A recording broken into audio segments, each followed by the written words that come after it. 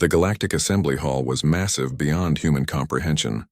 Charles Bennett stood at the entrance and felt small for the first time in his diplomatic career. The building stretched for 3 kilometers in every direction, and the ceiling showed a holographic map of the entire galaxy.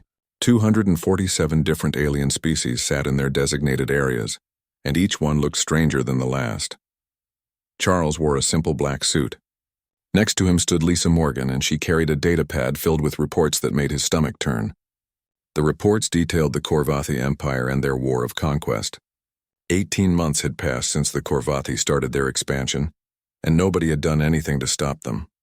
Lisa leaned close and whispered into his ear. The Korvathi had taken 12 more star systems in the past week alone. The Trell Confederacy was begging for help, but the Assembly kept voting against intervention. Charles felt anger building in his chest, but he kept his face calm. The session gavel rang out across the massive chamber. The sound was like crystal bells, and it echoed off the walls. Everyone fell silent and turned their attention to the front. Chancellor Vexthor floated above the central platform, and his body was made of liquid mercury held together by force fields. His voice came through translation devices and filled the hall. The Chancellor announced that the Assembly would discuss the Korvathi situation. The Trell had requested military intervention, and the members would now vote on the matter. Charles watched carefully as the voting began. Species after species voted against helping the Trell. Their reasons were always the same and always cowardly. The Korvathi were too strong and too advanced. Fighting them would cost too many lives. It was better to let the weak species fall and then negotiate with whoever won. Charles counted the votes and his jaw tightened. 312 species voted against intervention. Only 47 voted to help. The Trell delegate sat in his chair and his feathers drooped down. The alien looked defeated and hopeless. Charles had seen that look before on human faces during Earth's darkest wars. Something inside Charles snapped. He stood up from his seat and his chair scraped loudly against the floor.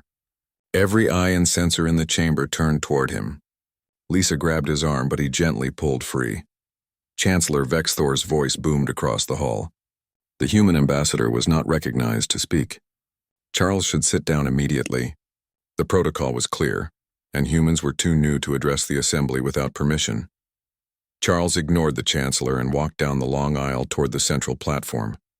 His footsteps echoed in the sudden silence. Lisa hurried behind him, and security drones floated down from the ceiling. The drones hovered uncertainly because nobody had ever done this before. Nobody had ever just walked up to speak without being called. Charles reached the speaking platform and climbed the steps. He turned to face the assembled species of the galaxy and took a deep breath. This moment would change everything, and he knew it. His next words would either save billions of lives or end his career in disgrace. He told them this was wrong. For 18 months, the Assembly had watched the Korvathi slaughter entire civilizations. The members had debated and formed committees and written lengthy reports. They had done everything except the one thing that mattered. They had done nothing to actually help. A delegate from the Sethrak Dominion hissed at him. The snake-like alien said humans knew nothing about galactic politics. Humanity was too young and too ignorant to understand how things worked. Charles should be quiet and learn his place. Charles nodded and agreed. Humans were new to the galactic community and had only been members for 5 years. They did not understand 10,000 years of tradition and protocol and bureaucratic procedure. But humans understood something else that apparently everyone else had forgotten. Humans understood that when innocent people were dying, you did not hide behind committees and rules. Chancellor Vexthor's liquid body rippled with anger. The Assembly had made its decision through proper democratic process. The risk of intervention was too great. The Korvathi fleet alone numbered over 40,000 warships. No single species could stand against them. Fighting would only lead to more death and destruction. Charles looked up at the holographic display above their heads. Red markers showed Korvathi-controlled space spreading across the galaxy like a bloodstain. System after system had fallen, and the red area kept growing. The Korvathi showed no signs of stopping their conquest.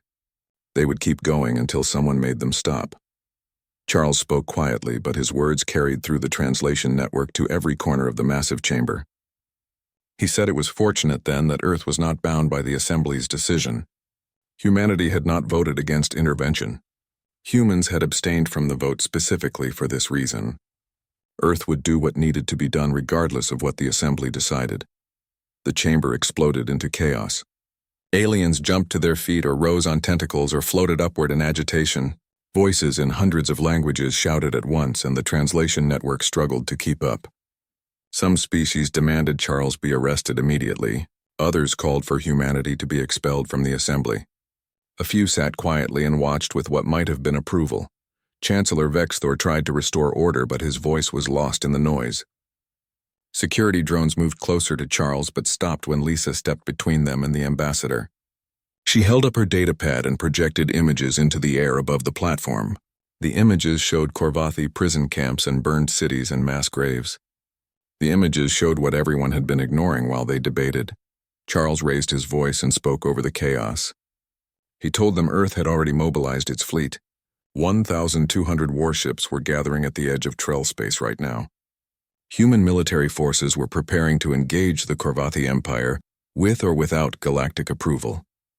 The decision had been made, and nothing the assembly said would change it. The hall fell silent again. This was unprecedented. Species did not act unilaterally.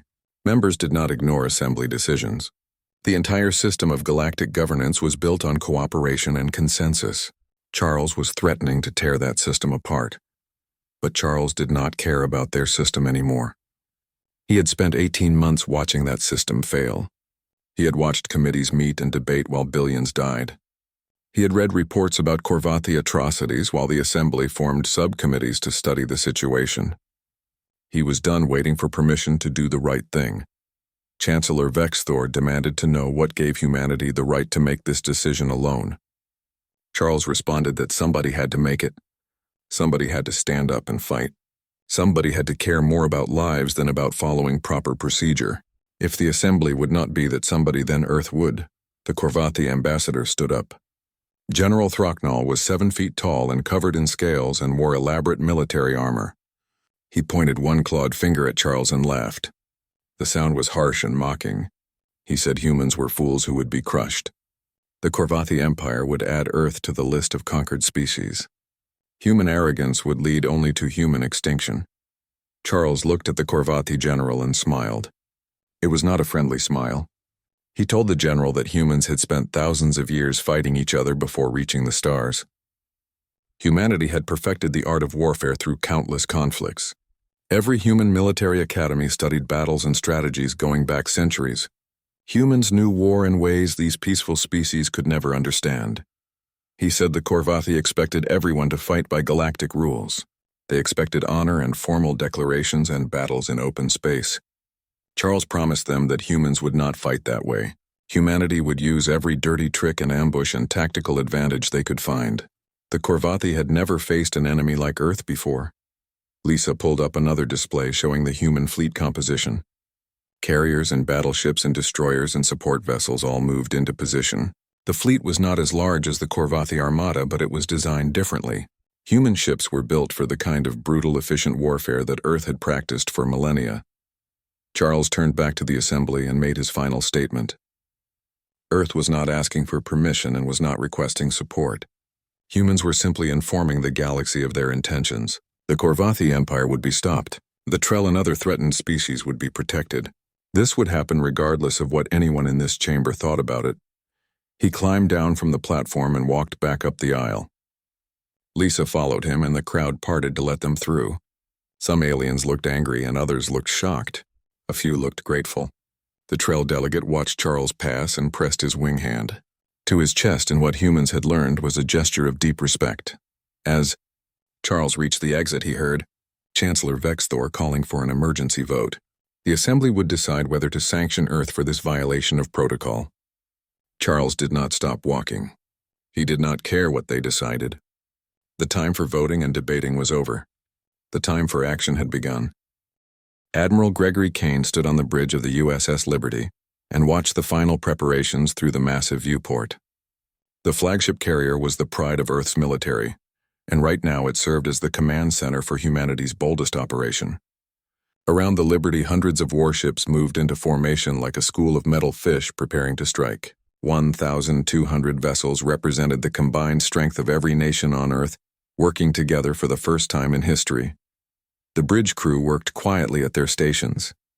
Commander Paul Griffin monitored communications and his screen showed constant updates from other ships. Lieutenant Commander Helen Walsh managed tactical displays and her fingers moved across holographic controls. Captain Nathan Cole stood near Gregory and reviewed status reports. Everyone knew what was coming and the tension in the air was thick enough to cut. Paul looked up from his station and reported another transmission from the Galactic Assembly. They were demanding that the human fleet stand down immediately. The message threatened sanctions and possible military action if Earth did not comply. Gregory told Paul to file it with the others. This was the 47th such demand in 6 hours. The assembly was panicking, but their panic changed nothing. Helen brought up the strategic display in the center of the bridge. A holographic map showed Corvathi fleet movements across multiple star systems. She highlighted a cluster of red icons moving toward Trell space. Intelligence confirmed the enemy was mobilizing for a final assault on the Trell homeworld. The Corvathi fleet consisted of approximately 8,000 capital ships, plus countless support vessels and fighters. The bridge fell completely silent. Even the most optimistic officers had to acknowledge the mathematics of the situation. The enemy outnumbered human forces by nearly 8-1. Every tactical simulation showed poor odds of success. Some simulations predicted total human defeat within the first 12 hours of engagement. Gregory studied the numbers without emotion. He had commanded fleets for 20 years and understood that battles were won by more than simple arithmetic. He asked his officers for their thoughts. Nathan stepped forward and suggested they could wait for reinforcements. The European Federation and Asian Alliance both had fleets preparing to join them. With combined forces, the odds would improve significantly. Helen shook her head and pointed to the timeline projections. The Trell did not have time to wait for reinforcements. Current intelligence indicated the Corvathi would begin planetary bombardment in 72 hours. Waiting meant condemning 6 billion Trell civilians to death. The moral calculus was simple, even if the military calculus was not. Gregory moved closer to the holographic display and examined the Corvathi fleet formation. The enemy ships moved in loose clusters spread across a wide front. Their confidence showed in every aspect of their deployment. The Corvathi expected no real resistance. They had conquered 47 star systems without facing serious opposition. They believed the pattern would continue forever. He told his officers that the Corvathi expected everyone to fight according to galactic conventions. Those conventions required formal declarations and honorable engagements in battles fought in open space. The rules demanded fairness and predictability. Gregory smiled coldly and said humans were not going to follow those rules. Earth had different traditions when it came to warfare. He manipulated the hologram and highlighted a nebula cluster along the Corvathi route of advance. The Veil Nebula was a massive cloud of gas and dust that stretched across several light-years. Most species avoided fighting in such environments because sensors did not work properly, and communications became difficult. It was considered dishonorable to use environmental hazards as tactical advantages. Gregory explained his plan. The human fleet would hide inside the nebula and wait for the Corvathi to pass through. When the enemy entered the cloud, the humans would strike from ambush at point-blank range. They would hit hard and fast and brutal. They would target command ships and supply vessels and communication relays. They would turn the nebula into a killing ground. Paul looked uncomfortable. He reminded the Admiral that ambush tactics violated the Treaty of Kelvin. Using environmental hazards as weapons was considered a war crime by galactic standards.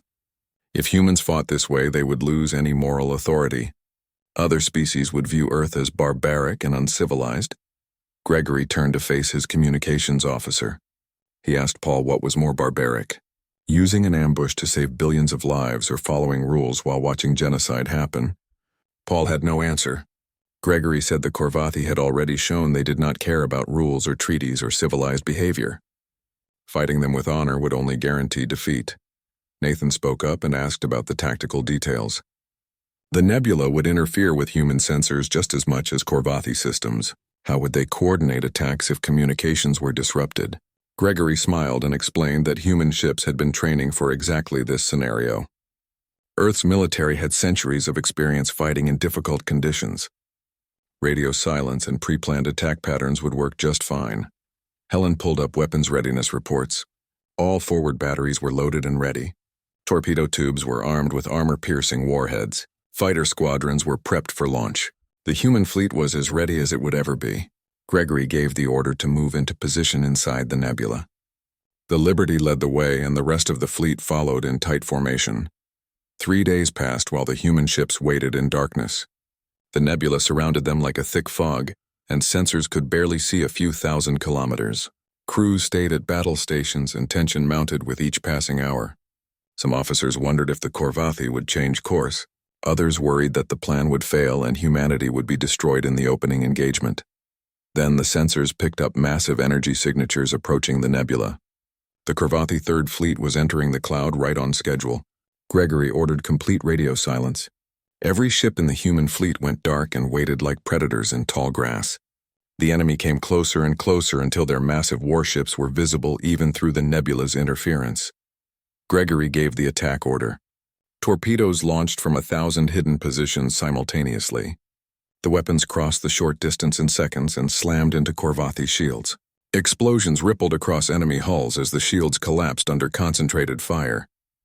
Before the Korvathi could react, human destroyers burst from concealment at ranges measured in kilometers rather than the usual thousands of kilometers.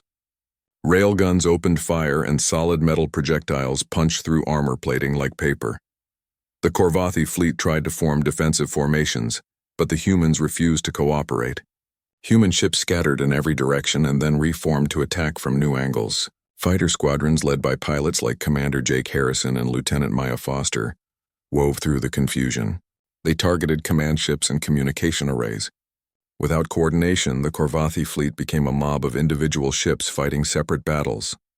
Gregory watched the tactical display and called out new orders. He told his fleet to target logistics vessels. Fuel ships and ammunition barges and repair craft were all legitimate targets. Make the enemy fight blind and desperate. Cut off their supplies and watch them panic. This was how humans fought when survival was at stake. The battle raged for 16 hours without pause. Human ships darted in and out of the nebula clouds. They would appear and attack and disappear before the Korvathi could respond effectively. The enemy tried to pursue, but human vessels were faster and more maneuverable. Every time the Korvathi thought they had cornered a human squadron, those ships would lead them into another ambush. Helen monitored casualty reports and her face remained professionally neutral even as the numbers climbed. Earth lost ships in the engagement. Brave crews died when Korvathi weapons found their marks. The destroyer Falcon took a direct hit and exploded with all hands. The cruiser Denver lost power and drifted helplessly until a rescue ship could retrieve survivors. 84 human vessels would not be returning home. But the Korvathi losses were catastrophic. 2,300 enemy ships limped away from the nebula when the battle finally ended. Their formations were shattered and their confidence was broken. The mighty Third Fleet that had destroyed dozens of civilizations now fled in disorder. Human forces had won the first major victory against the Korvathi Empire. Gregory stood on the bridge and felt no joy in the triumph. He thought about the crews who had died following his orders. He thought about families on Earth who would receive notifications about lost loved ones. War was ugly even when you won, especially when you won. Paul reported that every major news network in the galaxy was broadcasting footage of the battle. Someone had recorded the engagement and released it publicly. The entire galactic community was watching human forces tear apart a Korvathi fleet. Species that had cowered in fear were now seeing that the Empire could be defeated. Nathan pointed out that the victory would change everything.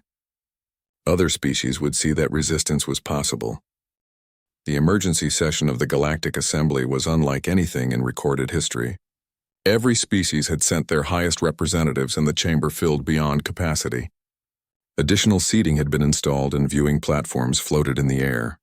The atmosphere crackled with tension as thousands of aliens waited to see what would happen next. Chancellor Vexthor called the meeting to order, but his usual authority seemed diminished by the circumstances. Ambassador Charles Bennett sat in the human delegation section with Lisa Morgan on his left and Admiral Gregory Kane on his right. The Admiral had been summoned directly from the fleet and still wore his military uniform. Charles could feel hundreds of eyes and sensors focused on their small group. The humans were either heroes or criminals depending on which species you asked. Vexthor began by listing the charges against humanity. Earth had violated 17 different treaties in the past month. Humans had ignored direct orders from the Assembly. They had engaged in warfare tactics that many species considered barbaric and uncivilized. The Chancellor demanded that Charles explain these actions immediately. Charles stood slowly and felt the weight of history pressing down on him. His next words would determine Earth's future relationship with the galactic community. He could apologize and beg forgiveness. He could make excuses and promise to follow the rules. Instead, he looked directly at Vexthor and stated a simple fact.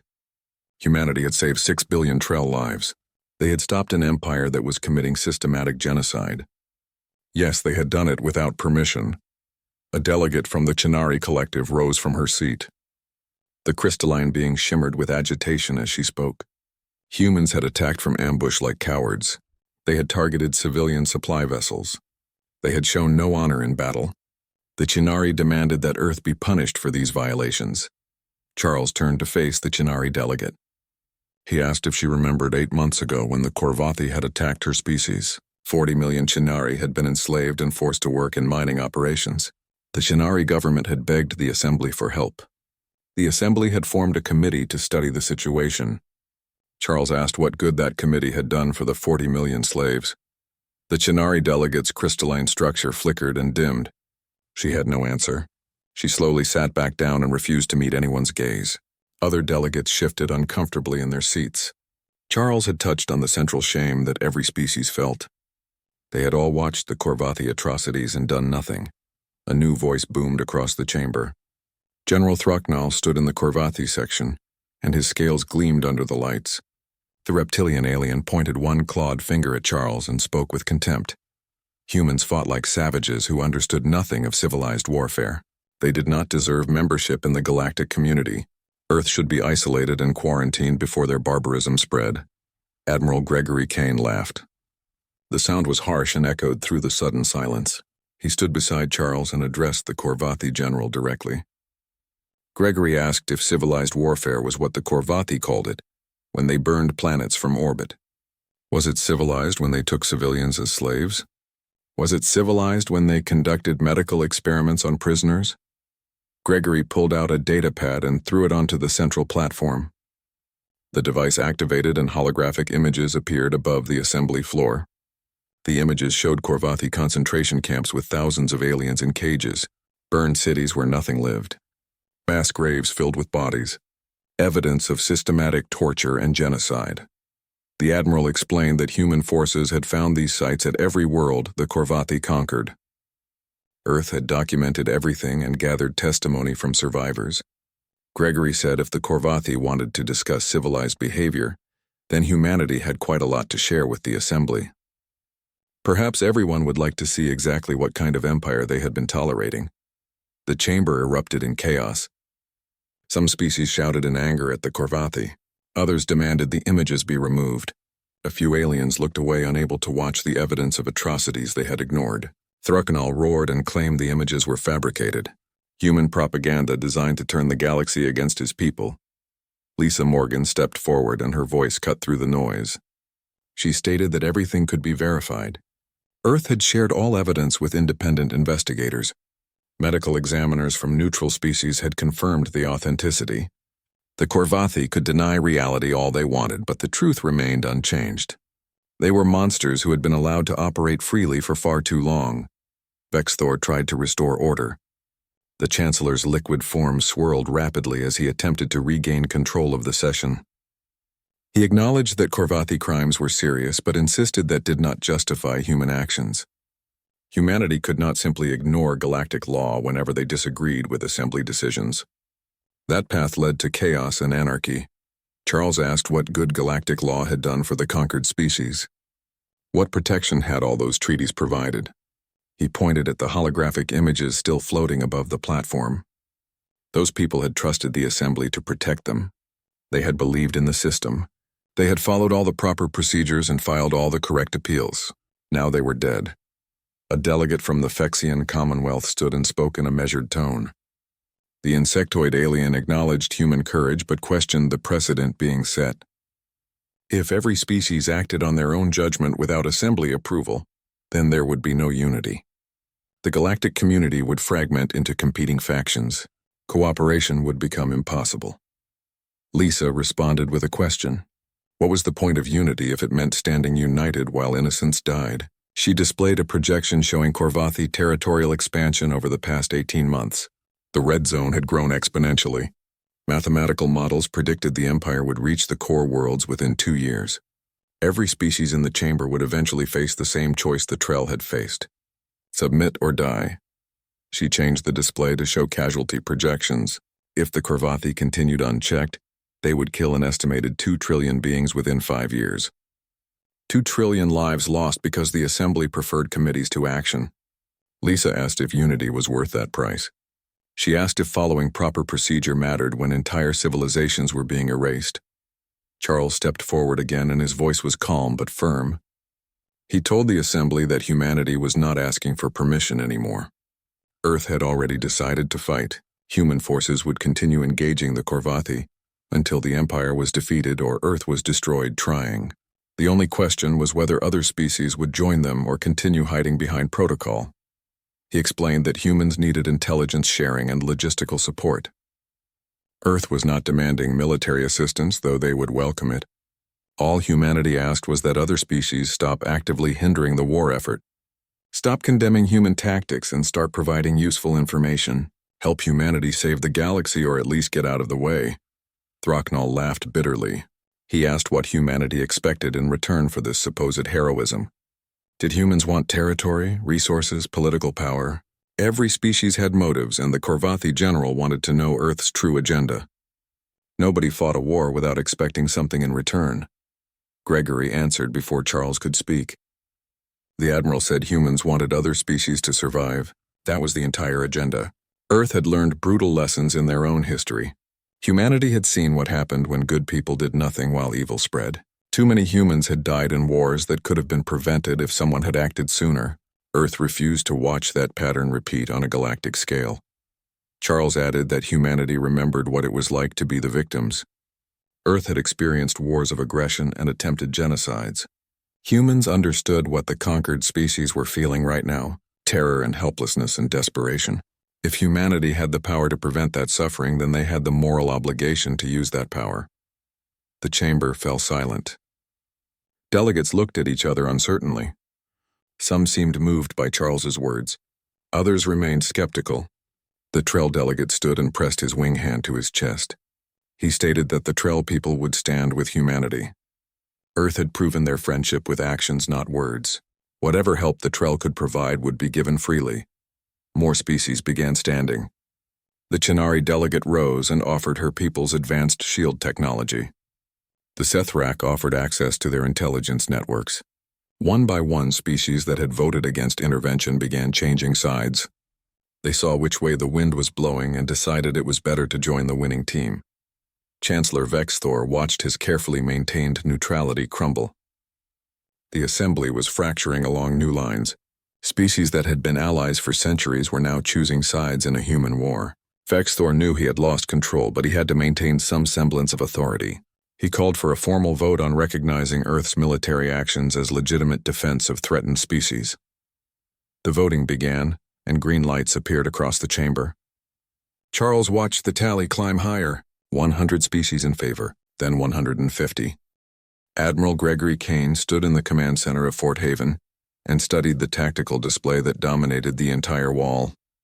The forward operating base had been established in neutral territory and now served as headquarters for the largest military coalition in galactic history. Around him, representatives from 19 different species worked alongside human officers. The room buzzed with activity as data streamed in from across multiple star systems. Commander Helen Walsh highlighted several clusters of enemy positions on the main screen. Intelligence gathered by Varuni scouts indicated major Korvathi staging areas in 3 locations. The Empire was consolidating forces for a massive counteroffensive. Their target was obvious. The Korvathi planned to strike directly at the core worlds and destroy the coalition before it could grow stronger. Gregory asked about current force strength.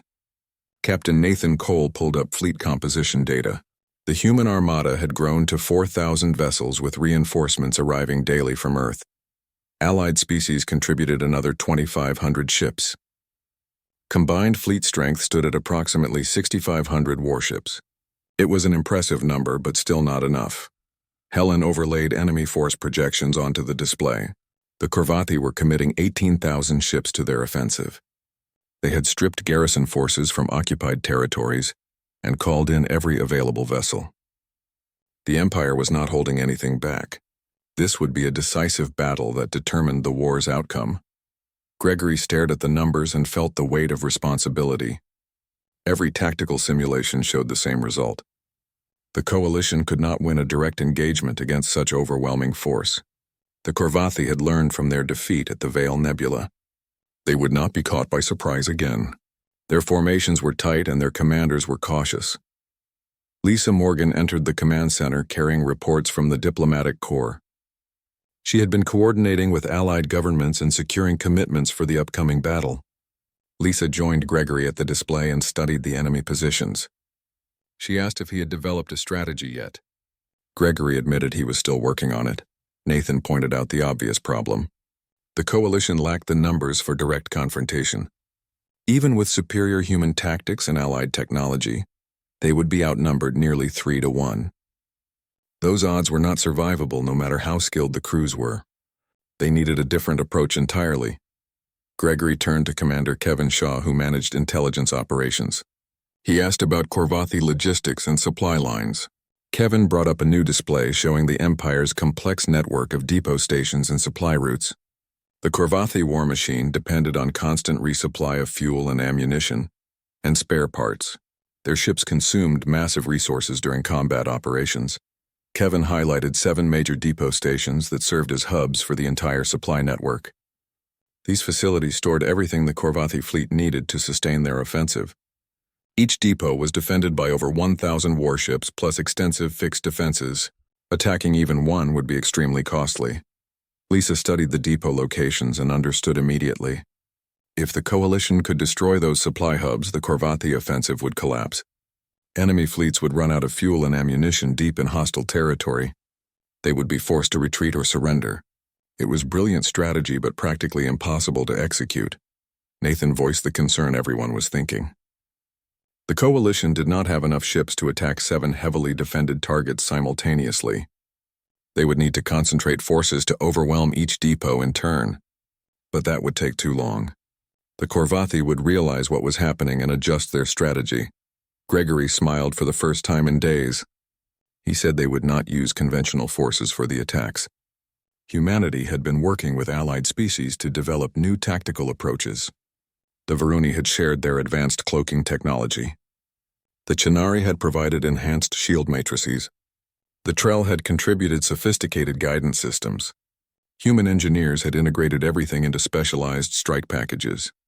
He called up ship roster data showing new vessel classifications. Stealth squadrons equipped with Varuni cloaking devices. Heavy assault groups carrying Chitauri-enhanced weapons. Precision bombing wings with Trell targeting systems. Each unit had trained relentlessly for specific mission profiles. They were ready to operate independently across vast distances. Lisa asked if he was seriously proposing 7 simultaneous attacks on hardened military installations. Gregory confirmed that was exactly the plan. The strikes would happen at the same moment across a front spanning hundreds of light years. The Korvathi would have no time to respond or reinforce threatened positions. Speed and coordination would replace numerical superiority. Over the following 6 weeks, the coalition forces reorganized into specialized strike groups. Captain Susan Wright took command of the stealth squadron designated Shadow Flight. Her ships practiced infiltration techniques and learned to hide their signatures using Varuni technology.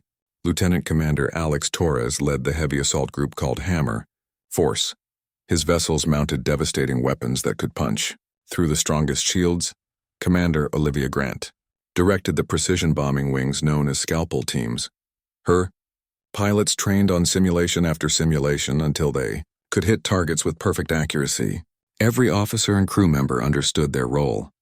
This operation had no margin for error. Failure meant the coalition would lose the war. Gregory held final briefings with each strike group commander.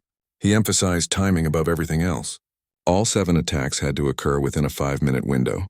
If the Korvathi got warning at even one location, they might have time to alert the others. Surprise was the only advantage the coalition possessed.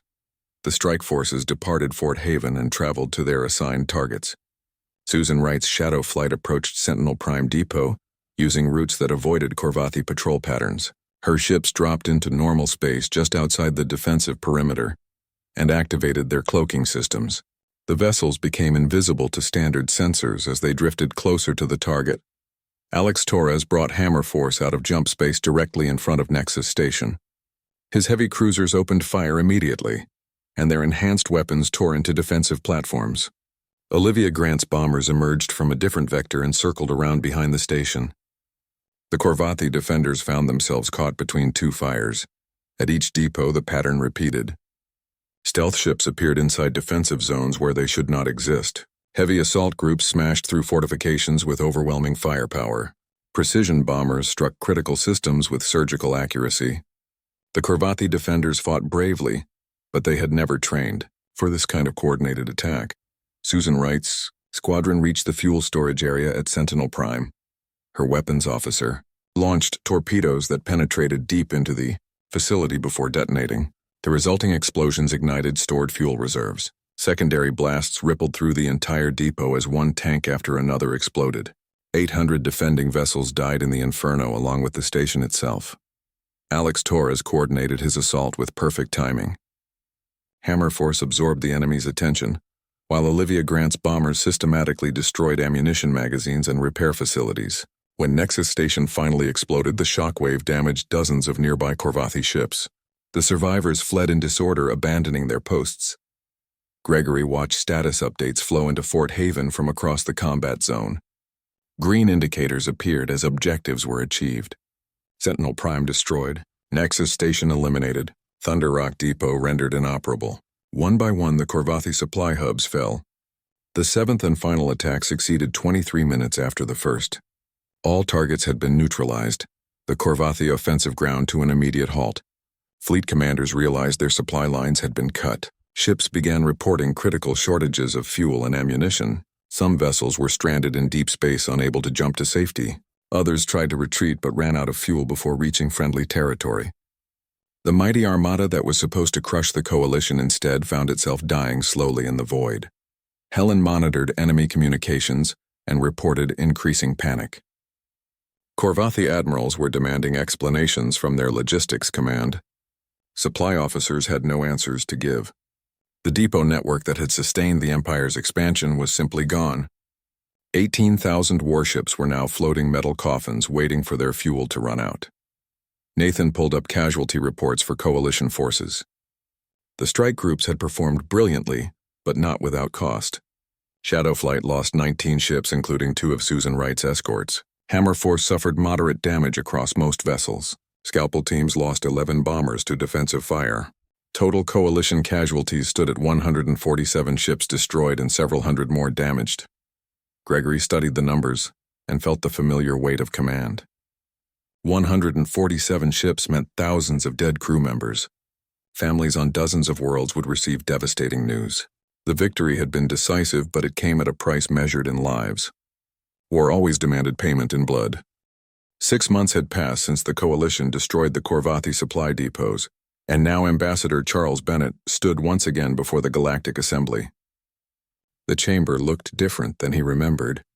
Species that had once sat in isolated sections now mingled freely. Delegates shared information and coordinated policies. The war had forced cooperation, and that cooperation had become habit. Chancellor Vexthor called the session to order, and his liquid mercury form seemed more settled than before. The Chancellor announced that the Korvathi Empire had requested a formal ceasefire. Their ambassador wished to address the assembly. Charles watched as General Throcknall entered the chamber and barely recognized the alien. The proud warrior who had mocked humanity now wore simple robes instead of elaborate armor. His scales looked dull and his posture showed defeat. Throcknall walked slowly to the central platform. He climbed the steps like they weighed 1,000 pounds each. When he reached the speaking position, he stood silent for a long moment. Then he spoke words that no one expected. The Korvathi Empire acknowledged complete defeat. They requested terms of surrender from the coalition forces. The chamber remained utterly silent. Species that had feared the Korvathi for decades now watched their former tormentor beg for mercy. Charles felt no satisfaction in the moment. He had seen too much death and destruction to take joy in anyone's defeat. War created only victims regardless of which side lost. Charles stood and walked to the platform. Lisa Morgan accompanied him carrying documentation of proposed surrender terms. Admiral Gregory Kane remained in his seat but watched carefully. The military phase of the war had ended, but the diplomatic phase was just beginning. This moment would determine what kind of peace followed the fighting. Charles outlined the coalition's requirements. Complete withdrawal from all conquered territories within 90 days. All slaves and prisoners would be released immediately. Reparations would be paid to affected species over a period of 50 years. The Korvathi military would be reduced to defensive forces only. War criminals would stand trial before a galactic tribunal. Thrucknall listened to each term without protest. When Charles finished, the general simply nodded. The Korvathi accepted all conditions without negotiation. They had no leverage and no options. Their empire was broken and their fleet was captured or destroyed. Continued resistance would only lead to complete annihilation. But Charles added one final requirement. The Korvathi military would be reformed under direct galactic oversight. Their remaining ships would serve the Assembly, not an empire. Korvathi forces would become peacekeepers working to protect the very species they had once threatened. For a warrior culture, this represented the ultimate humiliation. Thrucknall closed his eyes and his whole body seemed to sag. Several long seconds passed before he responded. The general said his people would accept even this condition. The Korvathi had no pride left to protect. They would serve however the galaxy demanded. His voice carried such defeat that several delegates looked away in discomfort. The assembly erupted in celebration. Delegates from dozens of species cheered and made sounds of joy. The war that had threatened the entire galaxy was finally over. The Korvathi threat had been eliminated. Civilizations could begin rebuilding. Charles stood among the celebration and felt only emptiness. Lisa noticed his expression and moved closer. She asked quietly if he was all right. Charles looked at her and mentioned the cost. 43,000 human personnel had died during the war. 43,000 families would never be whole again. Tens of thousands more from allied species had also perished. The victory came soaked in blood. Lisa reminded him gently that they had saved billions of lives. The Trell civilization still existed because humans intervened. Dozens of other species avoided extinction. The sacrifice had meaning even if that meaning did not ease the pain. Charles nodded, but the knowledge did not help much. Vexthor approached them after the celebration died down. The Chancellor extended a pseudopod holding a crystalline metal that pulsed with inner light. He announced that the Assembly wished to present Charles with the Star of Valor. It was the highest honor the galactic community could bestow. Vexthor praised humanity's courage and sacrifice and unwavering commitment to justice. Charles accepted the medal because refusing would be insulting. But he felt no pride in the award. He told Vexthor that humans had not fought for honor or recognition. Earth intervened because it needed to be done. Someone had to stand up against injustice. Silence in the face of evil was itself a form of evil. He looked around the chamber at the assembled species. Charles said they all knew the Korvathi were wrong. Everyone recognized the Empire had to be stopped. But knowing was not enough. Wisdom without action was worthless. The galaxy had possessed all the knowledge necessary but lacked the will to act. That failure had cost millions of lives. Charles held up the medal and stated it belonged to every person who fought. Every human who gave their life. Every alien who stood beside them. Every being who chose action over debate. The award honored their sacrifice, not any individual achievement. Charles hoped the galaxy would remember that lesson when the next crisis came. He returned to his seat and noticed something remarkable. Delegates throughout the chamber were standing. Species after species rose in a silent salute. Even Thrucknall stood with his head bowed in respect. The gesture acknowledged not just human victory, but the price paid for that victory. Charles felt tears threatening, but maintained his composure. Months passed, and Charles found himself on Earth standing in Arlington National Cemetery. Rows of white markers stretched across rolling hills as far as he could see. Each stone bore the name of someone who died serving humanity. A new section had been added for casualties from the Korvathi War. The stones looked too clean and too white against the green grass. Admiral Gregory Kane stood beside. Charles and both men wore formal uniforms. They had come to pay respects to the fallen. Gregory asked if Charles thought the sacrifice was worth it. The question hung in the air like smoke. Charles did not answer immediately because he did not have a simple answer. He finally said to ask him in 100 years. Ask when they could see what kind of galaxy grew from this sacrifice. Ask when enough time had passed to judge whether the peace lasted. Gregory nodded, understanding. Some questions had no immediate answers.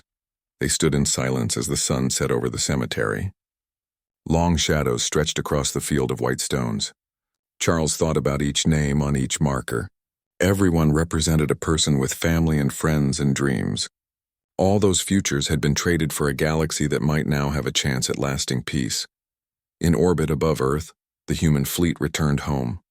The USS Liberty led the formation, and her hull showed scars from multiple battles. Aboard the flagship, young officers who had aged beyond their years told stories of the war. They spoke of friends who would never return. They remembered battles won and the terrible cost of each victory. Commander Olivia Grant stood on the bridge of her destroyer. She had been promoted to captain after her performance during the depot raids. Olivia pulled out a photograph of her original crew. Most of the faces in the picture were gone now. She whispered to their memory that they had accomplished their mission. They had saved countless lives. She hoped that would be enough. Behind her, the new crew worked efficiently at their stations. They were veterans now, despite being so young. The war had taught them hard lessons about sacrifice and duty, and the price of freedom. None of them would ever be the same. War changed everyone it touched. On Earth, a woman named Karen Price sat in her apartment in Chicago. She held a letter from the Trell Confederacy addressed to her son who had died at Corvati Prime. The letter thanked him for his sacrifice. It explained that because he and others like him fought bravely, 6 million Trell children had been evacuated safely. His name would be remembered in Trell history forever. Karen cried while holding the letter against her chest. Her son was gone and nothing could bring him back. But he had mattered. His death had meaning. Somewhere across the galaxy, children were alive because her boy had been brave. She did not know if that made the pain easier, but it made the loss bearable. Across the galaxy, reconstruction began. Species that had been enemies worked together to rebuild shattered worlds. The Corvati labored alongside those they had once enslaved. Former victims and former oppressors cooperated because survival demanded it. Slowly and painfully, a new order emerged from the ashes of the old. In the ruins of the Corvati homeworld, workers from 100 species built monuments.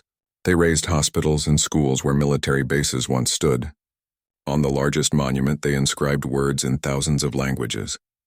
The human translation read simply that this memorial honored those who stood when others sat, who fought when others debated, who gave everything so others could have tomorrow.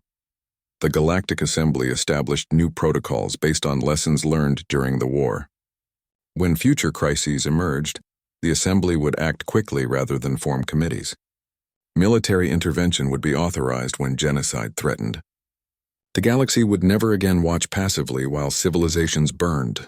These promises were easy to make in peacetime, but Charles hoped they would hold when tested.